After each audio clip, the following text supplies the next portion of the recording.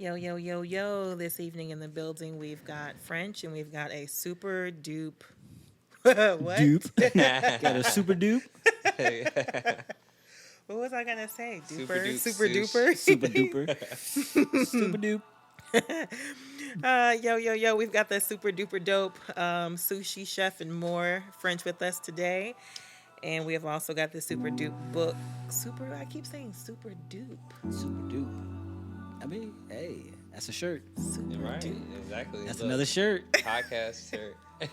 Yep, just like the other one. Oh, yeah, true, true, true. So. Super dupe. That's what we're gonna name this episode. I'm gonna do it again this time, but with confidence, Super and then watch me say super duper. But yeah, yo, yo, yo. Let's see. Okay, so yes, today we have the super duper dope sushi chef, French in the building. Good evening. Plus, we've got the super duper, great book called Right Use of Will. And yeah, I'm excited to chat with everyone today. So, welcome to All Things Plants. It is the podcast for everyone. If you have a run in with the plant, like I am now, because I'm smoking cannabis in some sort of way daily, these conversations are for you. So, we use this podcast as a way to cross paths with many who celebrate the universe of plants.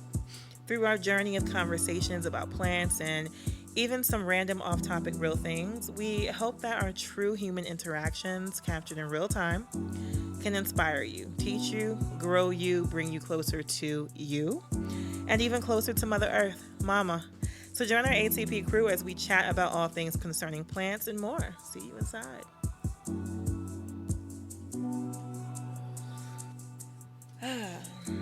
Welcome, welcome, welcome.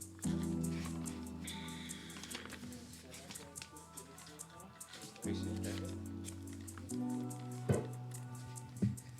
All right. All right. So today we got super dupe chef. I guess you can introduce yourself, bro. So you can tell everybody who you are. Thank you. So I go by French, Chef Verde as well. The crowd gave me that, the audience that I entertain, the plant-based community and abroad. I specialize in plant-based sushi.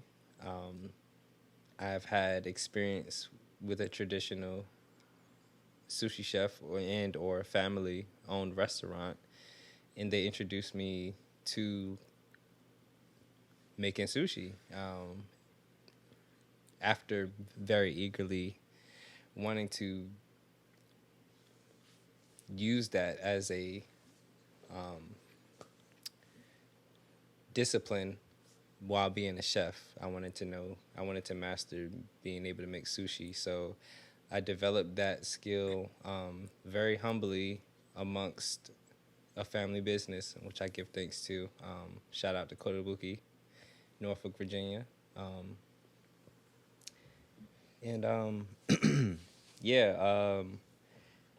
I do have a sincere approach to cooking food. I want us to all always have what would that be? The most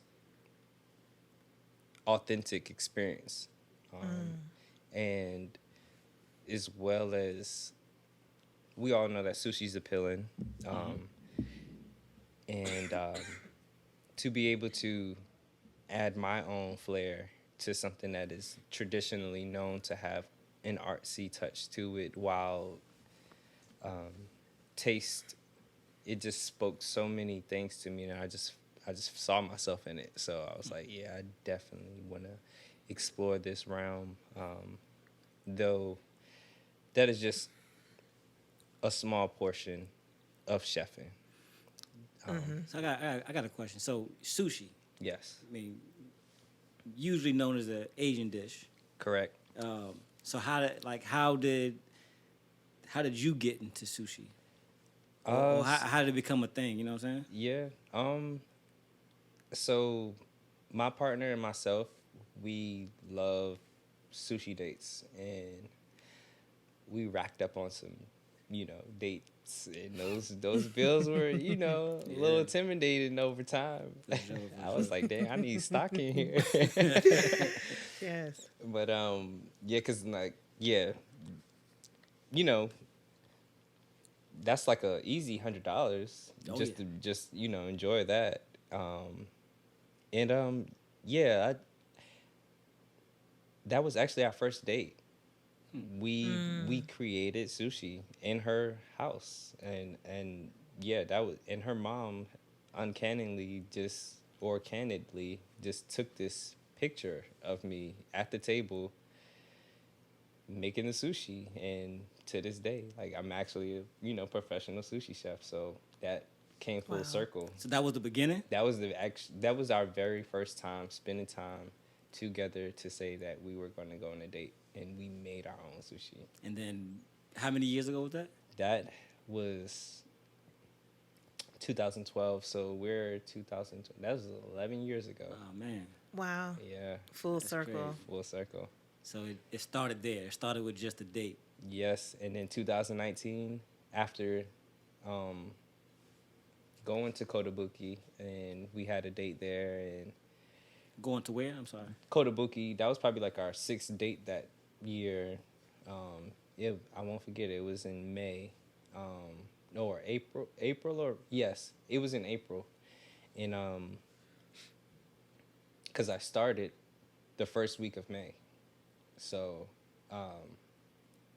that was the same year the first Something in the Water came out, and so 2019, in May, that's when I joined the staff of Kotobuki, side by side, a master sushi chef of 17 years.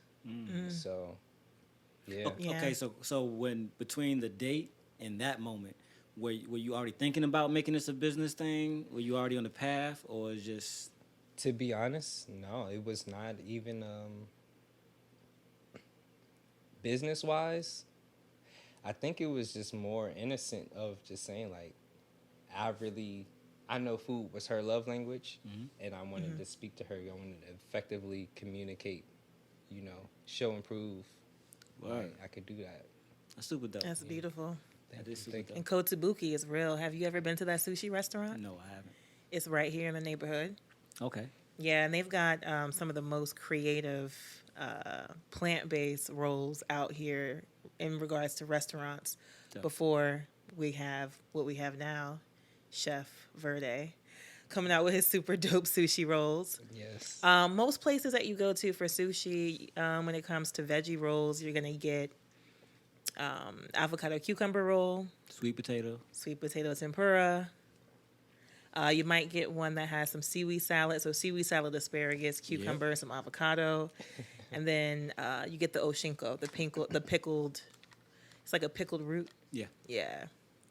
So at Kotobuki, they had several rolls, but one of them had oyster mushrooms and like a mango sauce. They had some very That's creative type sushi rolls. That's why I don't eat a sushi a lot, because they don't have a whole bunch of options for me. Usually when I want some sushi, then I go look at the menu and be like, do I really feel like paying money for, and that's the only thing I'm about to eat on the menu? Yeah. Nah, then I just usually skip over and just go find something else to eat because of that same reason, especially after I stopped eating meat.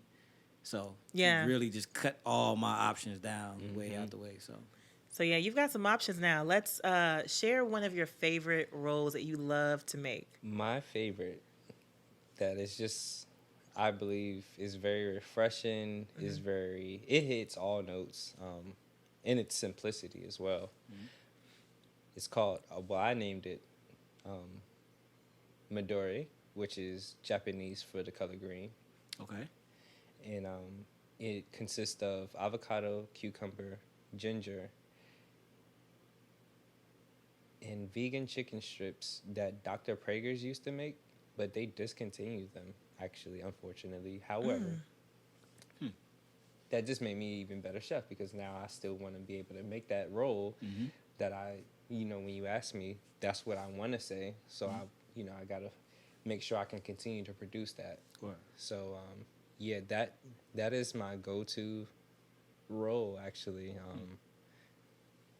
because though it does not have the wasabi, I just feel like it has a synergistic message from the, you know, chicken is on the land, but of course, we're talking about vegan chicken.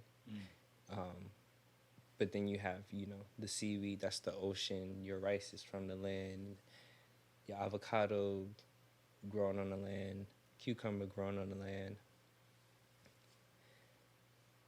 I think it's a really great balance, and it just has a very sophisticated taste overall, and it's still to the palate of traditional sushi. It sounds good. Yeah, I don't like cucumber. So Oh, whenever I yeah, hear that's cucumber, right. I'm like, yeah, I'm just. Yeah, man. I've tried it a bunch of different ways. I've tried cucumbers fresh out of the ground. I mean, I've tried it all kind of ways. Oh, you know I just what? can't do it. There is a lemon cucumber that a farmer in, I think, Surrey grows. That would be really good in one of your sushi dishes. Maybe we can collaborate and make a roll with the lemon cucumber. I can think of some cool things that we could impart. But that lemon cucumber, when you bite into it, it tastes like a fresh glass of like lemon juice with a hint of cucumber. When I hear that, I just, no, I'm joking. But yeah, I just, cucumber is so overpowering to me. That's why. We don't want nobody to vomit tonight. So, Chef, can you tell us just about a joking. roll that you have that doesn't contain cucumber? I don't mind me. Yes. However, I did want to speak on that real quick because I've discovered that, you know, you can technique something to taste almost sometimes. And what I mean by that, for example, depending on the cut and depending on the what do I want to say? Okay, the shapes involve taste and shape or cut. I guess let's just go there because geometrically, fruits and vegetables are designed to geometry, right? So when you can actually, let's just say you have a baller, a melon baller. When you taste watermelon from a melon baller, it's so different from the actual taste of just a normal slice of watermelon. And then for me, when I prep the cucumber, I julienne peel the cucumber. So when you can give a similar shape to what it originally is, yet you change the proximities, that changes the taste and your whole experience behind it, period. That's pretty interesting. I never even knew or thought about that. Like, you know what I mean? Because I guess simplistically thinking, I'm thinking that whatever it is, it tastes like that. Right. You know what I mean? And the only way that's going to change if I change it myself, I add something to it, or I put it, or I cook it a certain way, or whatever the case is. Maybe I can change the flavor that way. But I never thought about that part of it. You know what I mean? The shape of it. Yeah, the shape and how you, I guess, remove the food from, or, you know what I mean, cut it or slice it or separate it or whatever the case is. That's pretty interesting. It changed my perspective on food, period. And that honestly made me think that there's more. There's a mystery to, you know, of course, pairing and creating flavors of things when you can discover what hasn't been discovered. Yeah. So yeah, that's the mysticism behind a little bit of that. I can see that applied to some things. Like the first thing that comes to mind is having a falafel wrap, like we discussed earlier. I like cucumbers in my falafel wraps. Some people make it with pickles, but for those that make it with cucumbers, I would rather have diced cucumbers in my falafel wrap versus, let's say, shredded cucumbers or julienne cucumbers. I want them diced. Exactly, preference. Or if I'm having Or even the tomatoes. You like tomatoes? I do, but I don't like them on certain things in certain ways. I'm with you on that one. So I think you and I both are probably really particular with how they're cut. Yes. So like in a salad, I would prefer diced tomatoes versus you taking a beefsteak tomato and slicing it thin and round. Yeah, for sure. Yeah. I agree. Like nah, I'll take player. the whole like little cherry tomato before I taste like mushy or thin Oh, yeah, nah. tomato. You know what I'm saying? Like I'll And I need pop my the cherry whole- tomatoes cut in half or quartered. I'm that particular. Yeah, man, I feel you, but I will do both. You know what I'm saying? But I have to like. Then I'm saying thinking about like when I eat a whole one like that, I got to put a whole lot of other greens and stuff on the fork along with the whole. I don't like it when it's just mostly that. You know what I'm saying? That and a little bit of like nah, I gotta have it. If it's a cherry Yeah. tomato, grape tomato, in that form, when they're steamed, that expression and flavor comes out so much more. Have I ever had steamed? Steamed think I ever tomatoes had would steamed change your tomatoes. life. I don't think I ever had steamed tomatoes, especially little grape tomatoes. I can see that because cooked tomatoes in it within itself is just a different flavor. It's like it increases the depth, the sweetness, and it's not as for me. It's like a watery thing. Like raw tomatoes are just like. It reminds me of a Nordstrom shoe. There's always some not Nordstrom what's it called? Nine West. It reminds me of a Nine West shoe. Nine West shoes are always missing that element. It's like. You could have added like an extra 1 or 2 centimeters to the heel and the shoe would be perfect. But it's always missing something. So that's what tomatoes are kind of like for me. I think I've only had one. I think it's only been once I've had a cherry tomato where I'm like, oh my God, this really tastes like a fruit and it's delicious. Everything else is just like, But I still like to have it, but it has to be such a tiny amount. Because it's difficult to find tomatoes that taste really good on my palate. I'm excited about traveling out the world and trying some tomatoes from different places, like maybe Italy or something. You know? Mexico too.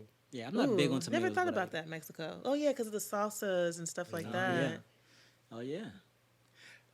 That's true. Y'all ever Didn't had think about tomatillo? It looked like a tomato. No, How you it's good. pronounce it? Tomatillo? Tomatillo? I don't even know. You know what I'm talking about? I was thinking mio, like at the end, like tamamio. Is it tamamillo? Don't You give know what me it the looks lie. like, right? Not on this moment, not on the spot. I am the only one tonight that knows about the tomatillo. Yeah, what's a tomatillo? Tomatillo. It looks like that. Okay. Yeah, they still have the leaves around them. Oh, yeah, I've seen them. Yeah, those are familiar. They Yeah. use it to make a salsa verde. Salsa verde. Salsa verde. Yeah, I've seen those. Usually in the Asian market, they have those. True. Yes. So tomatillos, sometimes called husk tomatoes, are a staple in Mexican cuisine. The small, round, green fruit is a member of the nightshade family and comes from a plant of the same name.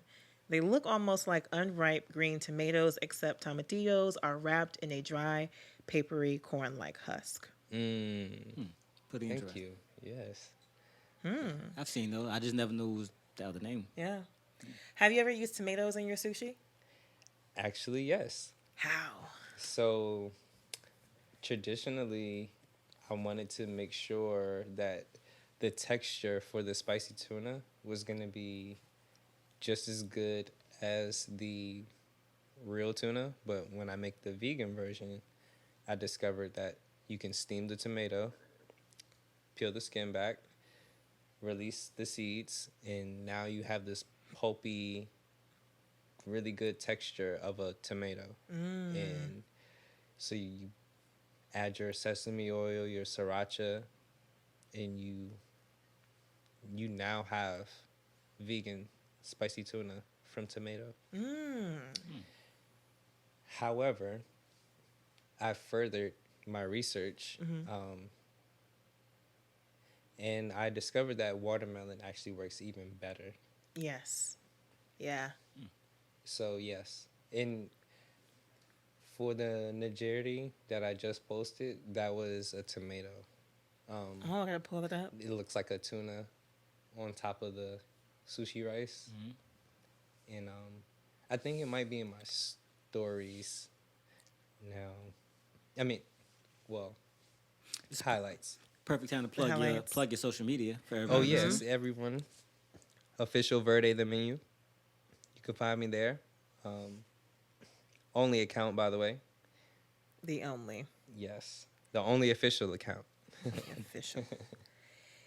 Let's see. We got, so if you check out his stories right now, we've got delicious sushi tacos.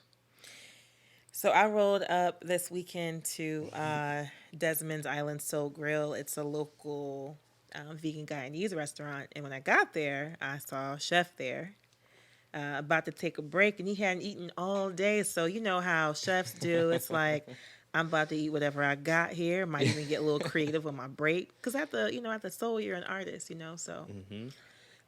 So I saw some crunchy little nuggets of oyster mushrooms sitting on a countertop made by the chef Siobhan over at Desmond's. And I think it was the spicy ones, right? Mm-hmm. So he had the oyster mushrooms sitting there and had a taco that he had started on. And I think, is it deep fried seaweed? Deep fried tempura seaweed. Deep fried tempura seaweed. That's what the taco shell is made out of. It's amazing. So we had that filled with some steamed rice, some veggies like shredded carrots and cucumbers, or is it julienne? Julienne, yes. Yep. So julienne, let's be proper, okay? Julienne cucumbers, julienne carrots. Did you have anything else on there? Did you have peppers or anything? Yep, the cannabis is real. So I was like, yo, those oyster mushrooms look like they would be so dope on that taco. Can you please put them on there? And would you mind giving me a piece? Because that looked good. Matter of fact, I would buy this off of you, but I couldn't buy it because he was hungry. But we're friends, and friends share. And I was thankful that he decided to share with me that day. That taco was amazing. And vice versa, your juice that you shared was amazing. Oh, yes. Thank you. Yes. Much gratitude. Yeah. Yeah. That juice was pretty good. And this sushi taco was just everything a person would want, but they don't know that they want when they say they want sushi. That was an accurate description. Thank you so much. You're welcome. I'm going to clap that up for that. For real. Yeah, you're welcome. I got to take a restroom break.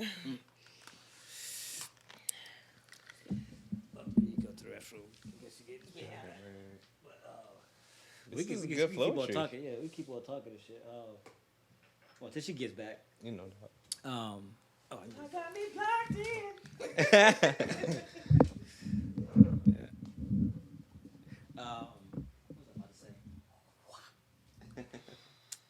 What was I about to say? I had something I was about to say, but it just.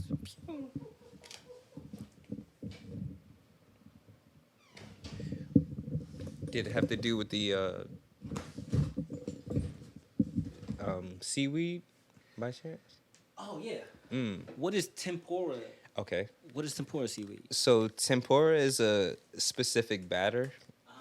Okay, yeah. To like the tempura shrimp. Exactly. Okay. So, yep, that's the fry batter for, or traditional Japanese frying batter. Okay, so when you say tempura seaweed, it's just seaweed covered with that. Correct. Okay. Yep. And the seaweed, of course, is so oceany, but it almost, this honestly, when you fry that seaweed, because what are we frying seaweed for? When I hear I like frying seaweed, Right. I was like, what? But then when she showed me the photo, I was like, okay, it makes sense. But I would figure like it's so thin, like how would you even fry that? You know what I mean? Out of all things. So yes, actually works very well. Okay. And I've discovered that the less you use, the faster it can be produced. But the more you use, it looks more like a chalupa. Like when you say more, I guess like layered on top of each other, or just like the longer the sheet, I guess you could say. So the when the seaweed makes contact with the actual mix, the frying mix, if I push it down, it'll more of it will stay to the seaweed. Okay. But if I don't like push it down, just kind of give it a little encouragement and then just pick it up, it fries faster and it works better for me. I guess I'm giving away my little tips and tricks of the chefing of it, but I the actual way that I like to make it is to have enough on it because that gives it the color, the texture that you will want to hold and feel when you're having like that taco experience. Because I'm making a sushi version of it, so I want to keep it as close as to possible. Yes, that's pretty smart, man. And when I saw the photo, I was like, oh, like that looks actually pretty good, man. it is good. I'm not gonna lie to you, like it is a dream food come true. That's dope, man. That's dope. Before she come back, so she knows more about you than I do. So I'm speaking from person that I'm trying to figure out, like, you know what I'm saying.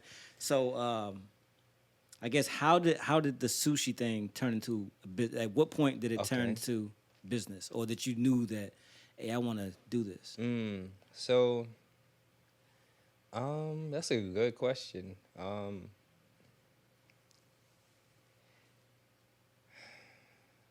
Before I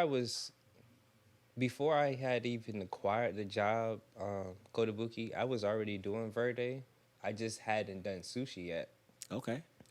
So what kind of stuff were you doing at first? So I was doing what I want. I'm not gonna lie. I was back then doing like the Beyond Burger, making it my own spin on it. Yeah. Just decking those out. I would, of course, have some really amazing smoothie options. Always vegan? Always was vegan, yes. Okay, word. Well, at least you were decking it out. Yeah. Oh, yeah. Oh yeah, for sure. I mean, goes to say. Everywhere else that sells Beyond Burgers now, it's like you want our cheese, vegan cheese, Beyond Burger, ketchup, pickle. Yeah. So give us a burger. What was one of your decked out? I'm glad you asked because they were decked out. So this one is called the Le Purple Royale, and it kind of came from a little bit of Pulp Fiction, the name for it, but it went like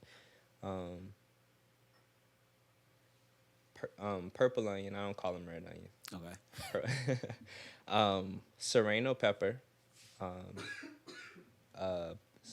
smoked provolone vegan, the Beyond Burger, apricot jelly,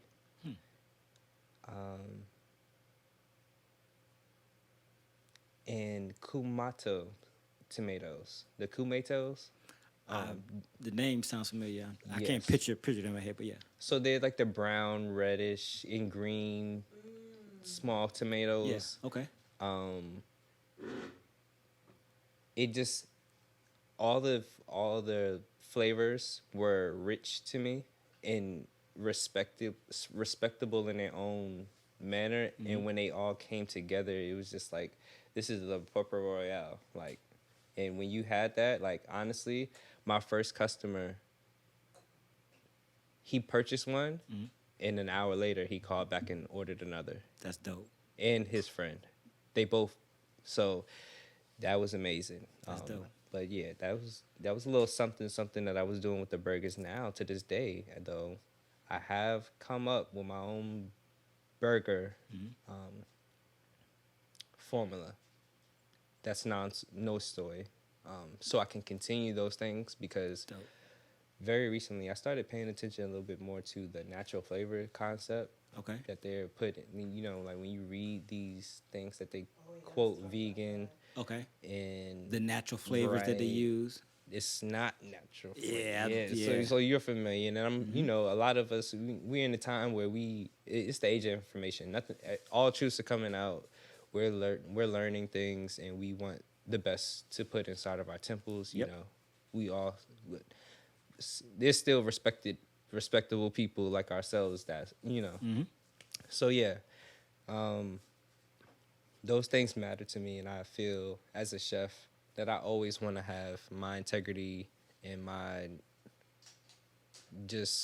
game plan for how I I want my honesty and my art to be revealed at any point in time, um, with no regrets. Yeah. You like whole, yeah. That makes sense. So all right, so you went from the burgers, and then how did the transition go from burgers that type of cooking to the sushi? Okay, so yeah, oh yeah, I was making quesadillas. I was making a little bit of everything still, but yeah, like the But you wasn't making sushi though, right? yeah, no, the sushi was just the date in the beginning.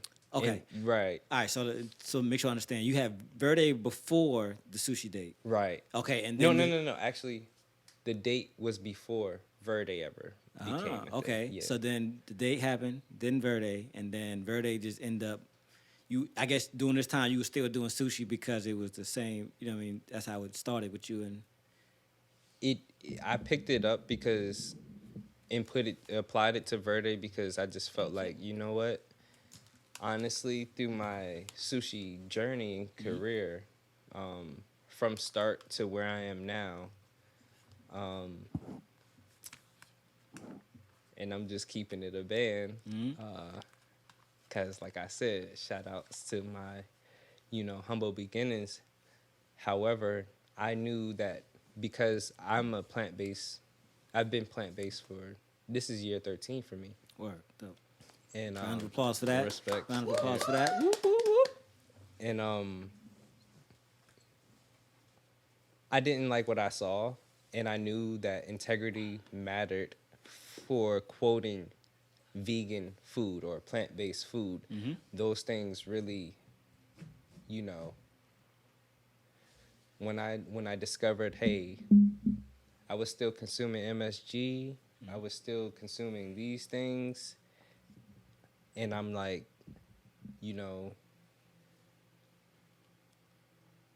I rock with the full version of being able to say like we have authenticity 100%, like plant-based, like there's nothing else, like and I actually, it's sensitive to me because it happened throughout my career working for other people as well. Like they saying that they're selling something that's plant-based, but it's not all the way. And it's like, so I wanted to make sure that option was available and above and beyond standards. For people that like, really cared about. Right, exactly. Exactly. Those standards mattered. Yeah, because a lot of people only care about the label of it. Right. You know what I mean? They want to make sure they want to feel like they're eating healthy, so they go for the all-natural ingredients or, you know what I mean, the all-natural things in there. And, you know what I mean, or like you said, the plant-based stuff is not really plant-based. Yeah, you know exactly. What I mean? Yeah, so I feel that. Yeah, we love that. We love a clean chef. Yeah, this real Respect. plant-based. All right, so to keep it plants, why plant-based? Oh yeah, and that's why we at All Things Plants, because this is really like let's shout out ATP. That was the process that was happening.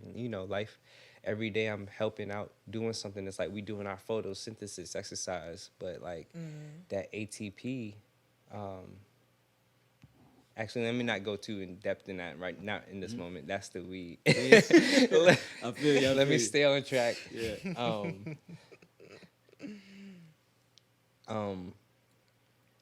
So actually, what So was because he's like you said plant based. So I was asking you why the shift to the plant based? What's the for you Okay. personally? Like what's the importance? yes? Or why the change or why the shift? Actually,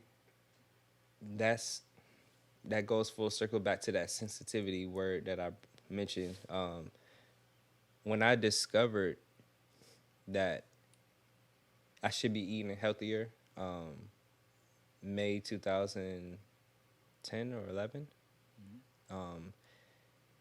It was Mother's Day, actually. And I ran into somebody I grew up with, and they were like, hey man, you know you eating pork? And I was like, nah, these are just some fruit snacks. He was like, nah, you eating pork. And I'm like, wow, what you mean? Like, he was like, yeah, look that word up, gelatin, right there. And we looked it up, and I discovered, and I was just like, wow. And what I did in that very moment, I just took them and I just launched them. Wow. I mean, not even tossed, I launched them in that. I just didn't want that energy I didn't want the deception. I didn't know that I was being, you know. Were you not eating pork at that time? Actually, yes. Ironically, something intuitively around that time, I just fell back. My first job was at Foot Locker in official job, and the manager, he was from Brooklyn, and I think he grew up in that era where it was just like nations of gods and earths, and or Islam. Like they were big on culture and knowing what the temple was. So he was like, "You eat pork?" And I was like, "I mean, it's just a little." This was like, I was like eating like a sausage, egg, and cheese biscuit from Wawa, and I was like, "It's just a little something or whatever." He was like, "Oh," he started saying something. Oh, you don't want it. I don't. Whatever he say, he won't rocking with the pork. But then, I don't know if he like.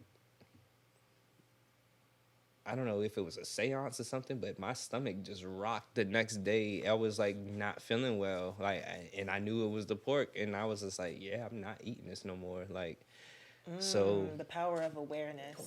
it Took it. I was same thought I was having. Yeah, like that. he helped raise your vibration, and at that vibration, your body is like, up. right, Oh. yep. I swear, man. I think if people would have a certain amount of awareness about what they eat, Yeah. you would know what's wrong with you when you have your ailments. You would be in tune to like why you have the headache or why you have the stomach ache. Because I think a lot of times it happens to people and they put it off on something else, or they just won't even think about the food. Like, I got a headache, or maybe they'll blame it. They'll look everywhere else. You know what I mean? Except for the food that they're consuming. Right. To what's going on with them. So, yeah, that awareness. Actual is big. Right up under their nose. Right up under their nose, literally. Literally. And you knew it was the pork. Yep. Yeah. So, I just, the discovery of, like, wow, I'm poisoning myself, and I can actually feel it. Like, that's not something I'm going to help my body do. Was that the first situation you had like that, having an awareness about the effect meat had on your body? No, because my parents, well, I'll speak for my mother, because that's who raised me. Her father, Big John from the Harbor, was 753 pounds. Ooh.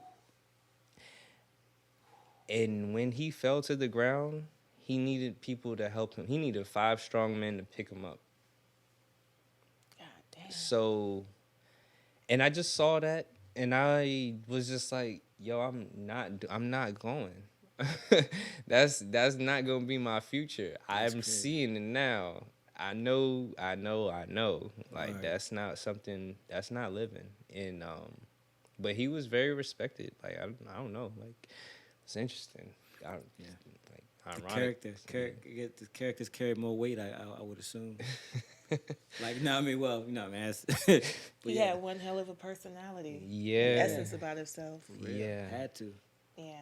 It's crazy how things can send us in either direction. How we either follow suit or we can go the total opposite way by seeing something like that. Because somebody else who's been close to him might have followed the same eating habits. And you know what? That's exactly, we're discovering everything about Verde tonight. Because my mom raised me single parent home, and then, my grandfather, rest in peace, 2004, he passed away at 64.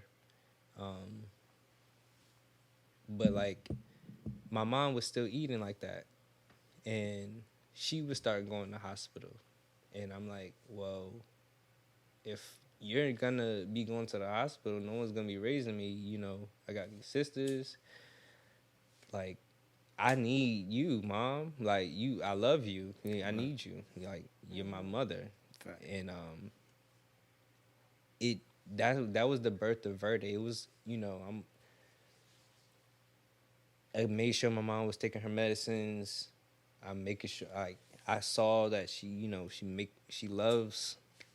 My mom still eats like this to this day, even though I still do what I can to help influence that. But Right. you know, she doesn't eat the healthiest foods, and I had to make my own food because she wasn't, you know what I'm saying, like going to do such because she was making what she was making. So in high school, I decided to become plant-based. So In high school? In high school. Damn, you were really aware. Yeah. That's crazy. You mind ask how old are you now? I'm 29. Dope. Okay. Yeah. So 2012, I graduated high school. But yeah, I had to, in my 10th grade year, they just remodeled the culinary department for the high school. So I was like, oh, I get to eat twice a day? Oh, that's good. I can eat. Let's go. Wow. So, but of course I needed to make my own food for myself to eat. And, but I wanted to eat to live. So I had to, but yeah, that was the journey of how I got into this space and time. What ushered me into this chef that I am. Word. And it was from the heart. Mm-hmm. It was always from the heart. Like, Word. so that's why I went with the word Verde, because, representing that heart chakra, the color green. So I guess Verde means green. Yes, Verde is actually Spanish or Moorish Latin, and Italian for the color green. Oh yeah, the Italian part. Mm-hmm. I wasn't aware of the Moorish aspect either. Moorish Latin. Well, Spanish is Moorish Latin. Okay. And, Spanish and Arabic, which, we're now talking about biblical stuff, or even before, just the land and the people, because land and language go hand in hand. Our people, Moorish people have, we speak dialects. We're all over the world. So I just felt like with the fact that I'm making all types of food all over the world, I'm touching all four corners. It doesn't matter what, I love food. Like, I'm a foodie, and I'm gonna make it plant-based. That's dope. Yes. Shout out to the foodies. That's dope. Yes. That was. Yeah, I'm so glad that you guys get the opportunity to be introduced to this dope chef. I've been wanting to work with him for a while. Been wanting to work with him and Shala for a while because they're both super dope in the plant field. So you guys are having an opportunity to get to know someone I really look up to and appreciate as a human and a creator. And honestly, Elle, I'm gonna shed that light back to you. I'm gonna share that same Woo woo. everything, because Elle was in a game before me, and she had Angry Cock. The Angry Cock. Let me. The angry cock. Yes. Yes, she been putting it down, and was before Verde, and completely inspired Verde in myself, my partner, like with, just from, she had the cookies, the lemonade. The pineapple habanero lemonade. That you never had, but you needed, and you didn't even know you need. That's when you know you got something. When you have it, and you like, I didn't know I need that, and it was created out of the mysticism of Elle and her parents. Like, just manifesting this amazing concoction. Like, she is a 5-star juicer, 5-star mixologist. Like, I'm thinking about. It's funny. The sister that won. What was that show on Netflix with the drinks? Drink Masters. Master. Oh, I don't know. Yeah. Okay. Okay. I think I've Yeah. seen it. Googling it. The sister LP won from DC. Mm-hmm. So Elle, the woman been winning with the mixology, like, and there's a sister in Atlanta that has a spot, and she's a mixologist as well. Like, the woman has been like, y'all been doing y'all thing, like. So I want to hear about the angry dick, the angry what's it called? What is it? The angry cock. Yeah, well, I'm not hip to the angry cock. You didn't tell me about the angry cock. What's Yeah. that? What was that? You'd be cocky if you were this raw too. That's the tagline. Word. Yeah, it's a plant-based. It is a plant-based company. Yeah, it's a plant-based company that's badass, and it inspires a badassery out of people to be real and true. Because the CEO is real and true, and she's been told that by her being real and true, her friends are inspired to be more themselves. So it's a brand that's about inspiring people to be more themselves and also bringing dope-ass flavors of plant-based foods to the people. So it began with a lemonade and cookie line. And the lemonades were handcrafted. And you had to get both. Okay. All right. Oh, yeah. So, hold on. You going too fast. So Oh. It originated from. Hold on. So all right. What exactly is the angry cock? It said it's. At the very base, if I'm talking to an investor, it's a food and beverage company. Okay. Yeah. And it started with the cookies and. Lemonade. And that was a separate brand, a separate path. That was something before this came along. Oh, yeah. This started probably back in, I don't know. I have everything written down, but like 2000, maybe 16, maybe something like that. Mm-hmm. And it started in the house. And I was making juice one day and was like, you know what? I want to make lemonades. So I purchased a hydraulic press to squeeze lemonades and came up with a really dope flavor, pineapple habanero lemonade. So the goal was to make these artesian style lemonades that had super dope flavors that you couldn't find anywhere. Okay. Accomplished. Okay. Word. Check Word. So point. you know what? Now it makes sense why I'm really good at making juice though. I've been a mixologist. You've been Thank there. you. Been there. Shed light. Yeah. Yes.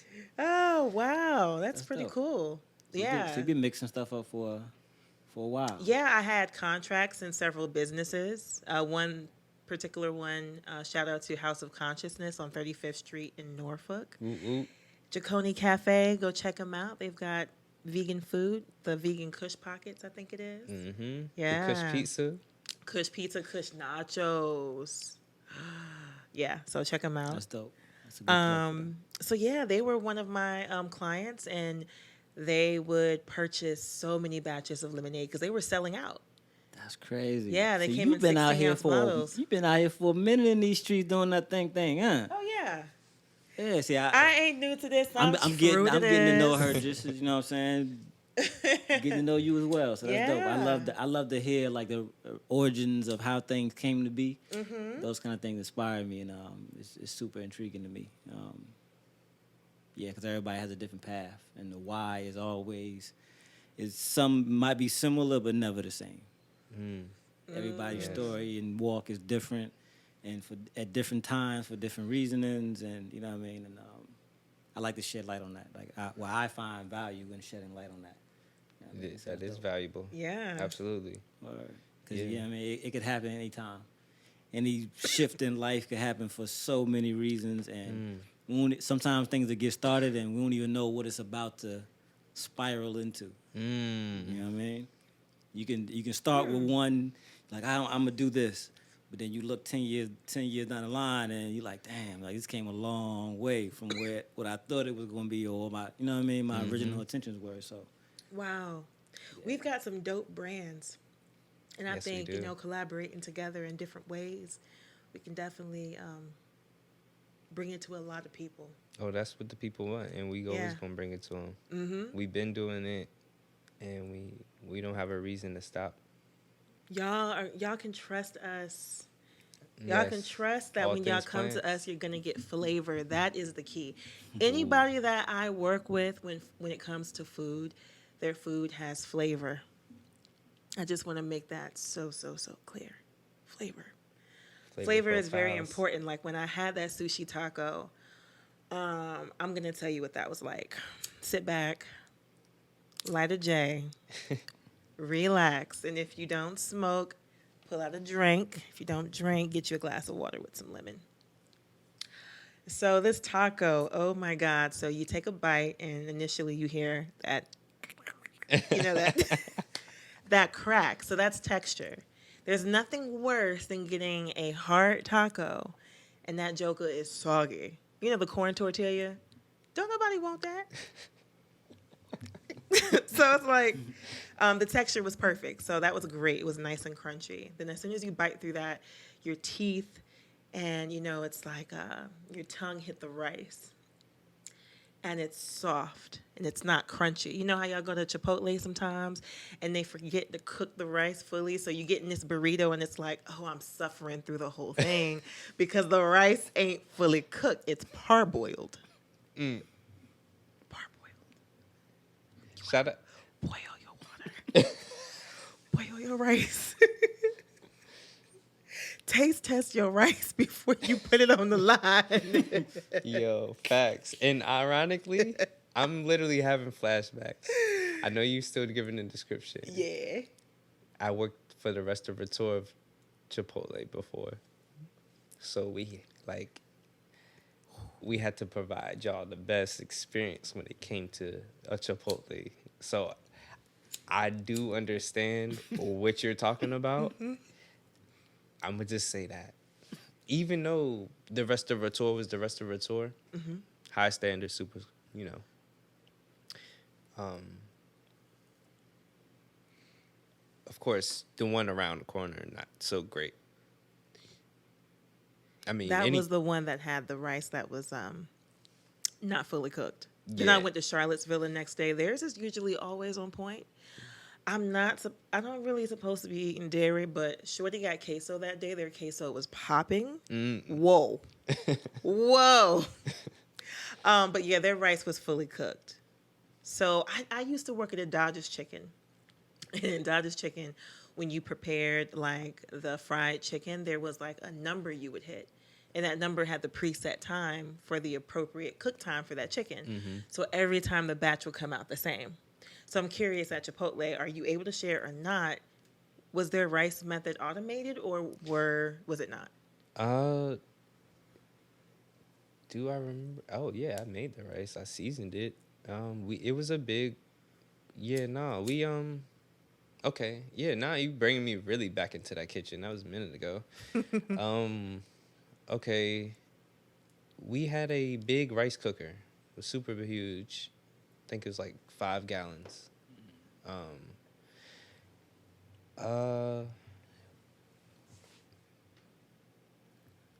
Yeah, I mean, it depended on who was working a shift, really. That's really what it came down to. Yeah. Because you have people like me that actually care about my job. Like, when I make sure I'm doing something, I want to make sure I'm hitting those notes. Hallelujah. So, that's probably what it was. I know that, shout out to Chef Will at Desmond's Island Soul Grill once again. Oh, yeah, shout out. Brother reminded me that you take your pinky and you just dip it in the water and, the first line on your finger, pinky, that's where the water should be, and you should be touching the rice from the pinky. Okay. So, yeah. When you at first initially start cooking it? To cook it, yeah. Whoa. Yeah, that's... Okay. That's like the... All you got to do is mix it, stir it a few times, and then you should be set. So top of the rice is where you rest your pinky. Right. Oh. Okay. And it should be even. Even. Yeah. Okay. You might have a little ring, but yeah. All right, we gotta get back to you. Yeah, Description of the description. The Taco. taco. So our tongue and teeth have hit the rice, and the rice is perfectly cooked. After that, we start to get a crunch, a nice, healthy, fresh crunch with a nice, light, fresh flavor, like straight from the garden, right? No frozen vegetables. But we had a nice crunch of cool cucumber and a nice, sweet and crunchy carrot. Absolutely delicious. So once we had great texture here. So we got crunchy, got soft, and now we got crisp. So we do that, and then we have, oh my God, we have fried. So fried gives us that. We had a conversation about this before, umami, that flavor profile. Yes. And usually umami, comes from, it mimics a flavor from monosodium glutamate known as MSG, but it's that flavor that makes your mouth water. It's that feeling. So we had fried oyster mushrooms. So you had that and like this, I don't know, was it like it felt like teriyaki. To me, it felt like teriyaki sauce, something sweet. So I had this. Unagi. It was umami? No, unagi. Unagi? Or eel sauce, traditionally. Oh, eel sauce. Yeah. Okay, Eel sauce yeah. and spicy mayo. I still kept it, sushi based. Okay, so yeah, you had that cream. Yeah, there was a vegan cream cheese inside. Oh my, in the taco? Yes. Oh, see, I didn't even know that. So all of these flavors were melded together in this perfect, creamy, sweet, tangy sauce. It was absolutely perfect. It was like getting a taco at Taco Bell with the Baja sauce. If you're into that, yeah, it's just the best. So we are looking forward to more sushi tacos. I would love to see sushi tacos. That sounds great. Sushi taco stand, sushi taco restaurants all over the world. It's worth that. We're going to get that done. Putting that out there. I think it's gonna be super dupe. Yeah, super dupe. Yeah, we're going to get some Angry Cock drinks. If Angry Cock had to make a lemonade for Verde, what would she make? So that's funny you say something along the lines of that because, when you make a good Japanese base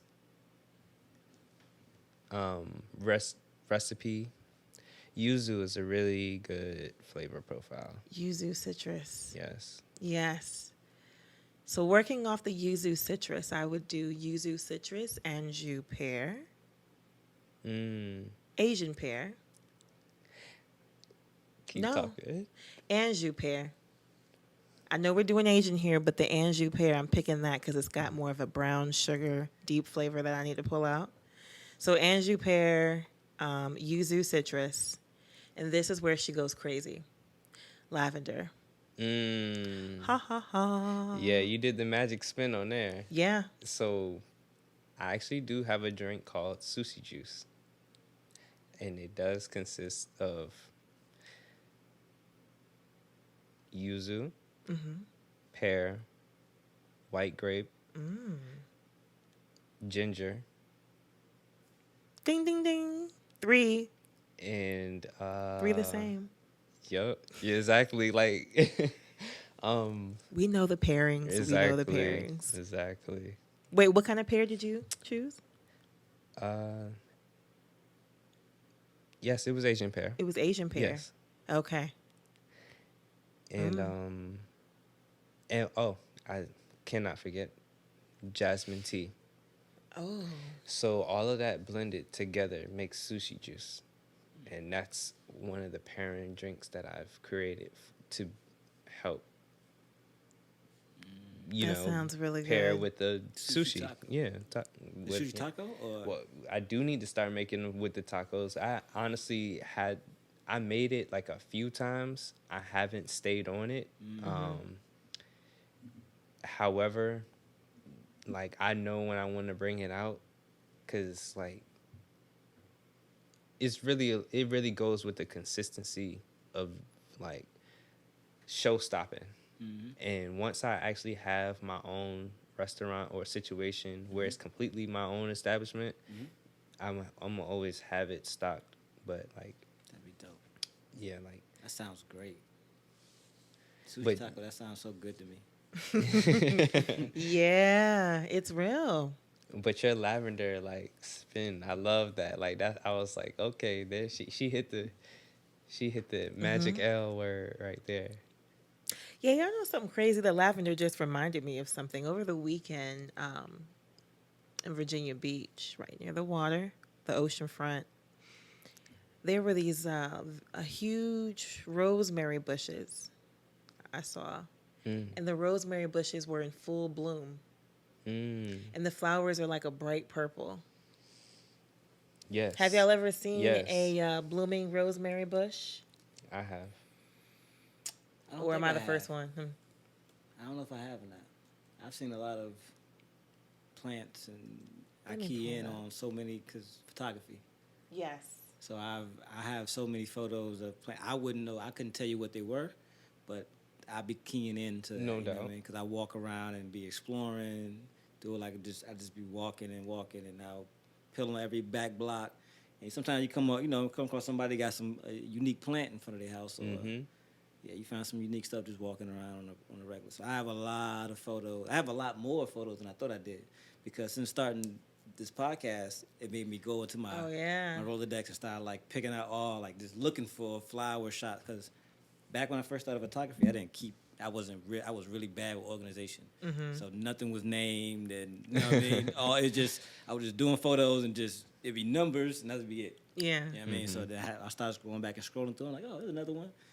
Here's another one. You know, Yeah. I'm gonna share them once I get them. And you all. have a lot. You I shared a have, lot, and they are so I have a dope. whole lot more. How many years have you been shooting? It's probably been 8 years, Okay. maybe like eight years. I'm trying to think, maybe a little longer. At this point, damn, time be moving. Yeah, no doubt. I think it's been about roughly 8 years. Okay. Something like that, since I first picked up the camera. Yeah, maybe close to 8 years, maybe a little less.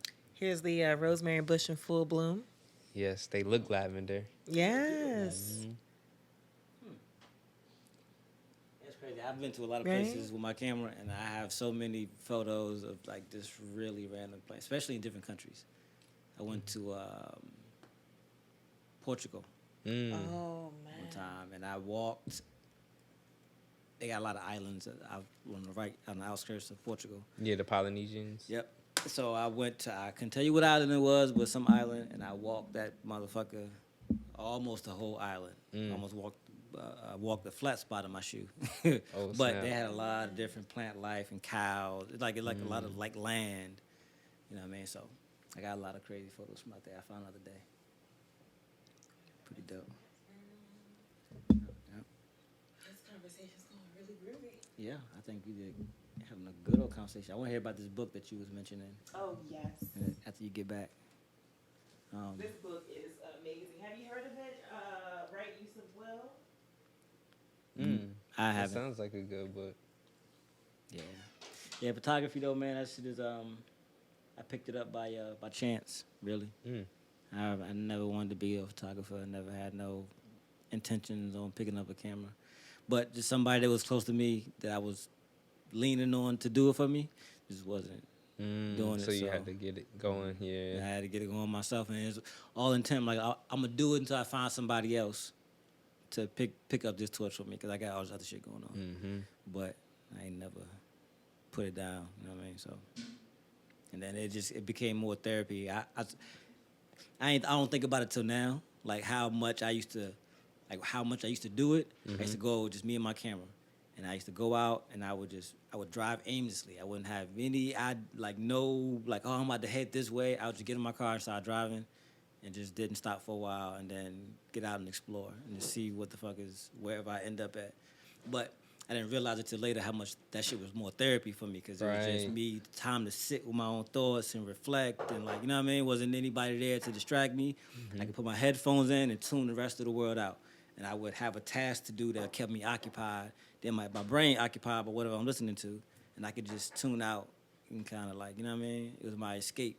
That is, and that's honestly like you said, therapy, like none other. Really, I sure. do that a lot too. Yeah. Shooting, Yep. And minus the music, but that Yeah. would be a good add-on.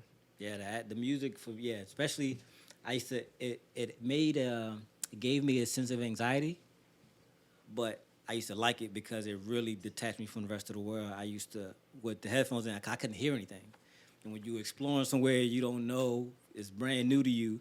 You know what I mean? You want to hear somebody walking up behind you and shit like that, but like I said, it would add that anxiety, but it would allow me to really disconnect and say, fuck it. Like, ain't nothing, no distractions at all. Just me, what I see and what I hear. And it just took me completely away from the rest of the world. You know what I mean?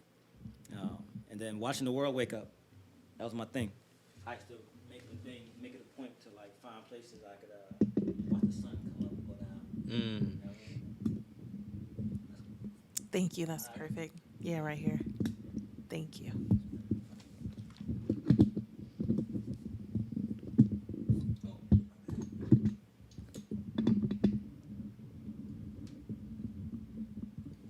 Yeah, that rosemary, like you said, be in front of people's Yep. houses. Thank you. That's good. And, Yeah. Rosemary, out on the ocean front. It's like the perfect growing conditions out there. So I am pulling out this really amazing book. I was introduced to this book by Drea, actually, of the owner of House of Consciousness. Full circle. Yeah, she had a book club, and it was mostly women. I think there was maybe 1 or 2 men total. And this was the first book that we were introduced to, Right Use of Will. And it's an amazing book. It's a book that took me several years to really kind of fully get through.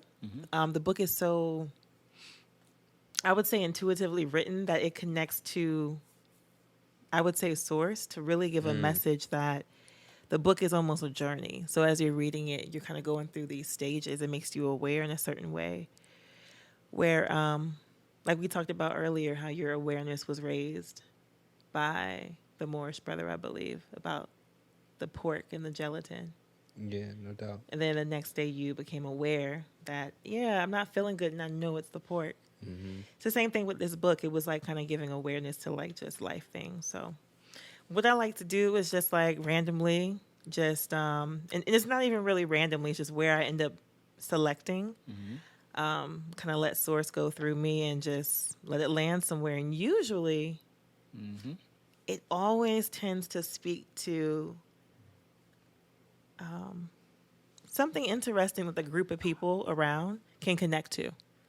So I just selected an area. It's called The Influence Away from Free Will. Okay. So long ago, before there was any experience on earth, the will was denied in the heavens by spirit energy that did not understand itself well enough to accept will energy. The spirit energy saw the will as holding it back.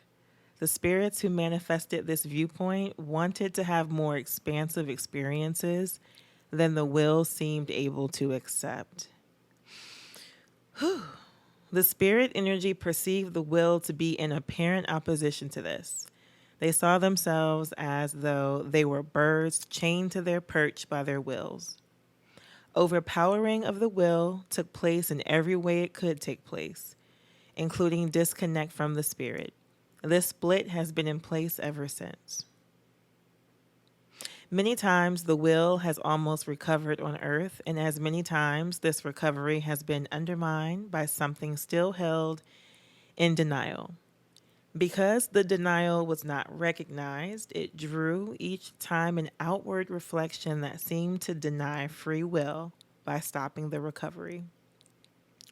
If this outward reflection had been recognized for what it was, the will could have recovered. The understandings needed were not there then, or recovery would have taken place. The will is not wanting this to happen again. The failure so far to entirely recover lost will should not be judged as evidence that this cannot be done or should not be done, because free will does not work. Free will needs complete acceptance and not conditional acceptance so that it can give its full contribution.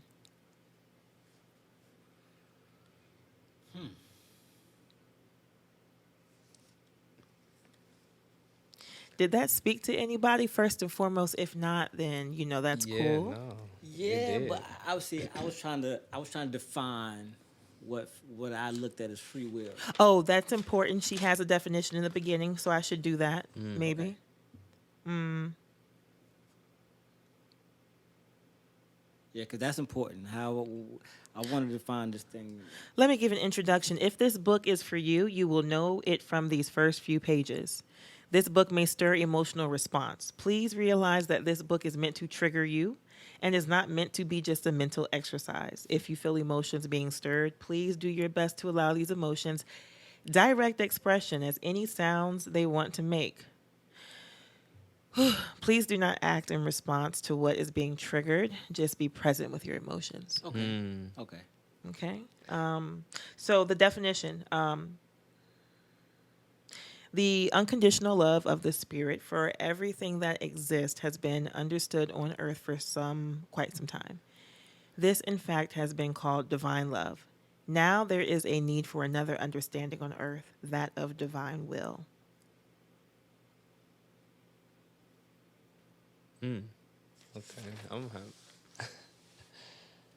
I'm looking for the definition. Of free will. Yeah, because she does define it at one point. Yeah, because I'm trying to fit that free will, how I view free will, into a mode of not being good for the self. You know what I mean? So I'm trying to align with what, you know what I mean. But when after she read that first part just now, it made me understand like, hey, this is not to be. You know what I mean? So I get it. You know what Well, I mean, now. let's So engage with it. So I like this better. What is your definition of free will? that's what I was trying to define myself. What do I define as free will? Back and forth, if you feel you have a definition. What is free will? Free will. Because I attach it to you have the free will to do anything. So that's mean you have the choice. Is that what free will is? Is self having the ultimate choice? Free will. Well, she says divine will. So is divine will and free will to you two different things? So what does she define as divine? Well, she just said there's a need for another understanding here on earth, divine will. So I'll read the next paragraph and we go from there. Most people on earth have made a separation between their spirit and their will.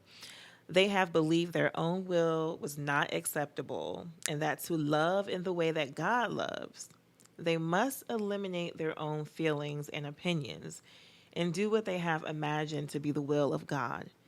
An understanding is needed here. The will of God is not in opposition to the will of the individual. Okay. If it's not an opposition, it's with me then. Okay. So yeah, I get it. To me, what I hear is it's both light and dark, or what you perceive as light and dark. Yeah, I guess for me, I feel like free will is your choice.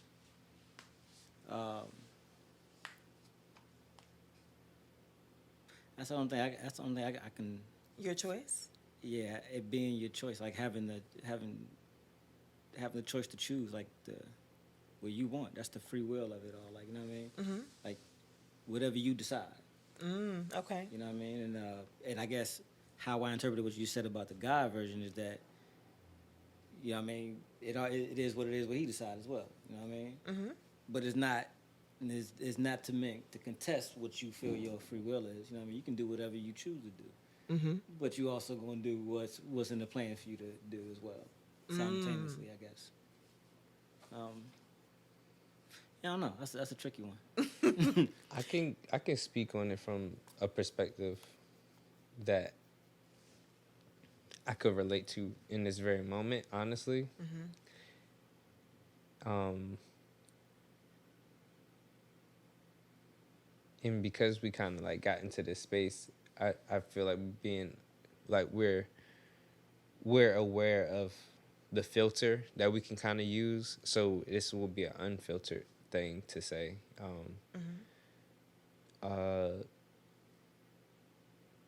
Very respectfully, I think my divine will in this moment would somewhat look like making sure that I gave my partner some time this evening because I know that she has our children right now, and I'm using the choice of my free will to kind of be here, but instead of me acknowledging that I can only just be here, I'm also acknowledging the divine balance that could be in place that could help her life, my life, the children's life. We all kind of like sharing this for sure equilibrium instead of being in disharmony, where now that wouldn't really reflect divine in her eyes or even mine, because you have to embody that will for real, because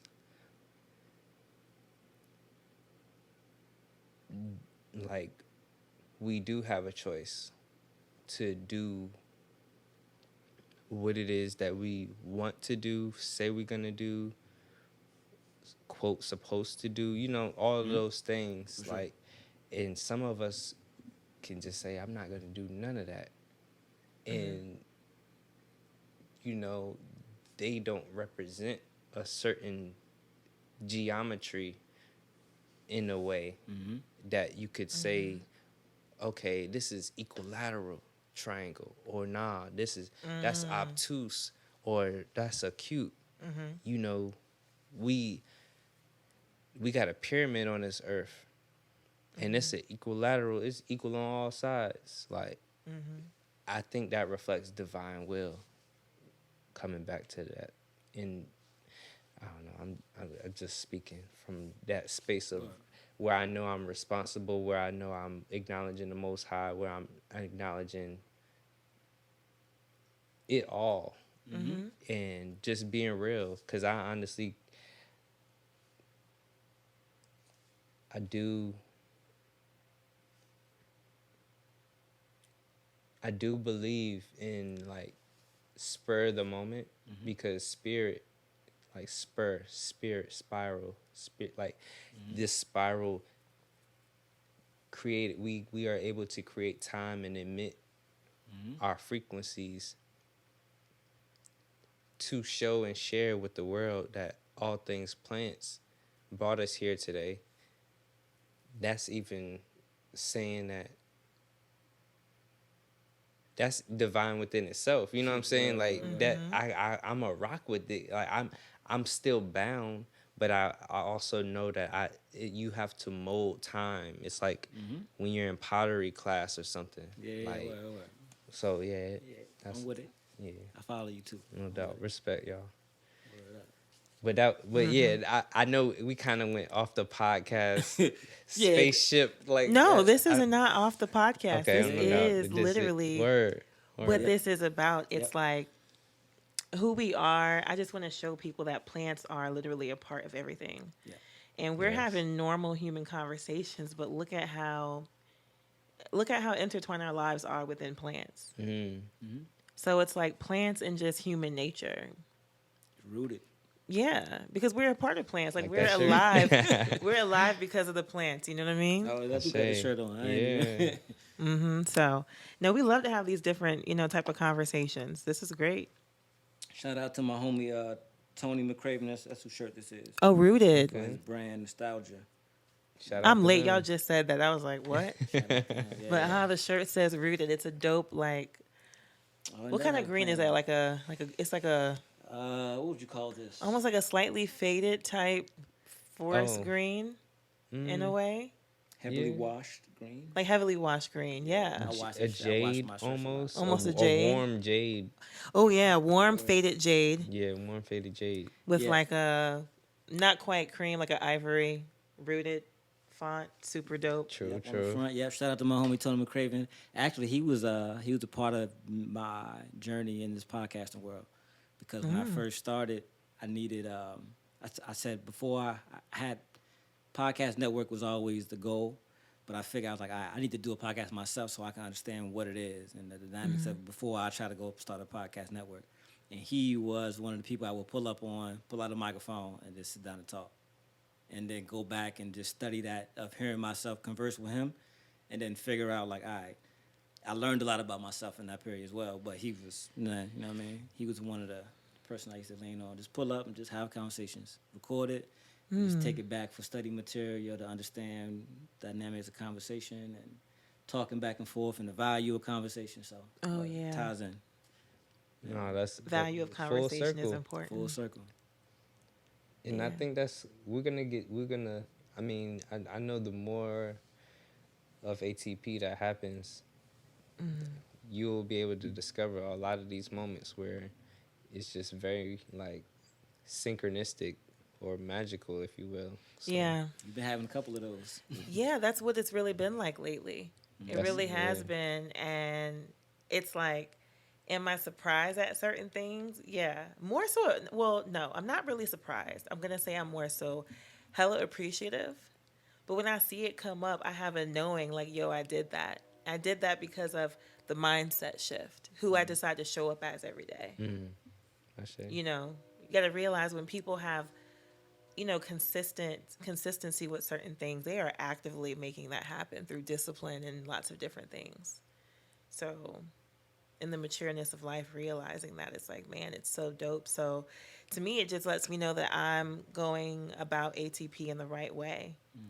And this is the first time I've been really open to letting people in and creating together.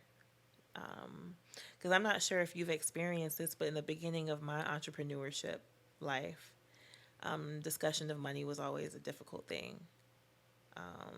So I ran into that in the beginning. And I was just scared to have those conversations with people. And then I was also scared because I saw other business owners who sold their businesses because they actually told me, you know, in conversation, I don't want to expand and work with others. So I was like, oh man, I've always wanted to work with someone, but every time I did, you know, things just didn't flow right, whether it was me, them, or both of us, or whatever the case may have been.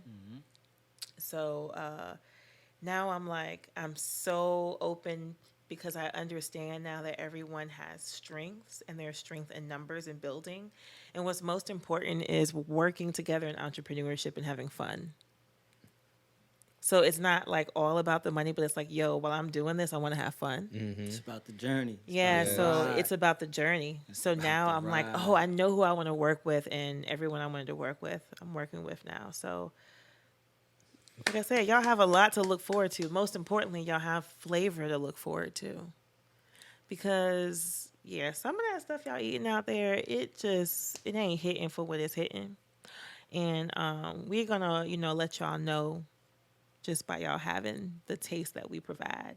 And we're going to link up with some of the best other plant-based chefs as well. Yeah, Right. Shout out to them. Yes, of course. To bring you the flavors. The Yeah. network is important. It's like a trusted network. You know, when you go into Target, you're going to get some of the best affordable brands. Like, but when you go into the other store, y'all don't even know what's up. So you don't know what the quality is going to be like. So that's what we're like, the Target of plant-based foods in a way. And Louis Vuitton sometimes too. Wow. Shout out to Matthew McKinney. I'm trying to go to his school for raw foods. He makes some super fancy raw foods, and he has a school. What was his name again? I think it's Matthew Kinney or Matthew McKinney. Okay. Shout out He's to one of the Matthew chefs McKinney. I look up to as well. Shout out to Matthew McKinney. We can get him on the podcast one of these days. Let's put that energy out in the No universe. doubt. Yes. Yes. Yeah. Yeah. What side of the world he on? I'm the gonna raw. show you. I think he's in There we California. go. We just need to get a sponsor to get us out there real fast. That's all. You would love his stuff. Check it out. Check it out. It's like you learn how to make plant-based foods taste good, but making it look beautiful and also creating just wild stuff like you did, making sashimi out of watermelon or Tomato. I guess you can call that a tomato concasse in a way. That's what they called it in chef school. Well, you steam yours. In chef school, that's when you boil the tomato until the skin pops off, but you only boil it for a short amount of time. Right. You could use that method too, I'm thinking. Slice it thin and then marinate it in like some tamari and some ginger or whatever. Plants. All of this stuff is made from plants, y'all. That's how that happened. ATP. Yes. ATP. This is really dope. Shout out to Matthew Kinney. Yeah. So we want to thank you guys for listening this evening and tapping in with us. Do you have any final thoughts or words you want to share with the people about what we can expect for Verde? Yes. We can expect this year to be a very great offering from Verde to the public, to the private, however we need to get busy. We getting busy, and we are serving, a grand service. We will have an establishment. We will be in these streets, doing these pop-ups still, doing these events,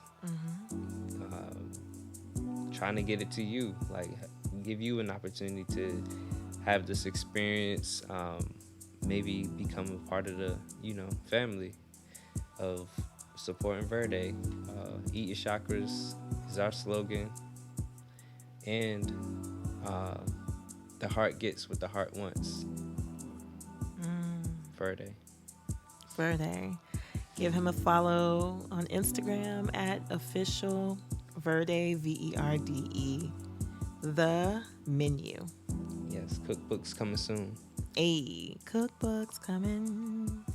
Peace, y'all. Peace. Let them know where to find you at. Where to find me at? Find me on TikTok. They don't stop her. TikTok and the name is at all things plants _ATP. Alright. Follow the podcast. Your social media platform. Just look us up. All Things Plant Podcast. Yeah, that's all. I just want to plug that in. Love it. Peace. Peace. This has been fantastic, y'all.